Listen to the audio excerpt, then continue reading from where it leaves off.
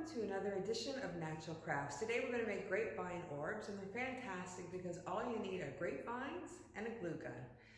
You can make them as big or as small as you'd like, and one of the nice things is that you can actually use them in things like planters and your indoor decor. So let's get started. And if you don't have your own grapevines growing in the backyard, just hit the nature trails and you'll see tons of them climbing up trees and bushes. Just grab your clippers, clip a few branches, and bring them back to get started. I cut most of the major side branches out of nature, but just trim them a little bit when you get them back. And if you want to take off the bark, all you have to do is bend it forward and backwards, and then just basically pull them off. Usually I do this with gloves. Now you just take that and wrap it around something that is about the diameter that you're going to want your orb to be. You can also use a measuring tape to figure out your diameter, or simply just make one circle and then make two more the exact same size. So as you can see, I'm just feeding the grapevine through kind of like a loop. I'm going to almost tie a knot. For those of you who haven't seen my grapevine wreath video, subscribe to my channel because it shows you how to make wreaths, and this is the same process. So you're just kind of wrapping the vine around itself, and you do this several times just to get the thickness of your circle to be about 1 or 2 branches wide. And for those of you who are wondering if there are grapevines around you, they are everywhere. So once you've got it wrapped around itself, just clip off the tail end and then grab your glue gun, and you're going to glue the tail end to one of the other branches that it's alongside, just to make sure that it's nice and strong and firmed up. So now just make 2 more the same size, and you have the base to start our orb. Now the reason that the 3 circles have to be the same size is because you're going to be fitting them into each other to create your orb. And if one is too small or one is too big, they're not going to fit in snug enough.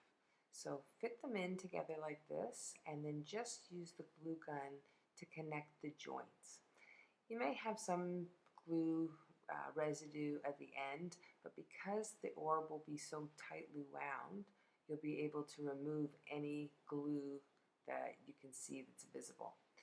Depending on the size of your 3rd ring, I either put it inside the other 2 or put it on the outside of the other 2. And it takes a little bit of moving back and forth, but once you get it set so that it's all snug, you're ready to glue. Now that we have our basic orb, we're going to take the grapevine branches and we're going to just glue one end to the orb at one of the joints. And while you keep that firmly in place, you're going to take the long end of the branch and you're going to start wrapping it and gluing it at each joint. Gluing it to a branch every time you cross over one really helps to make the structure strong. And when you're wrapping it, there is no real trick to where you're going. All you're trying to do is fill in empty spaces. So as we hit the fast forward version, you just keep wrapping and gluing.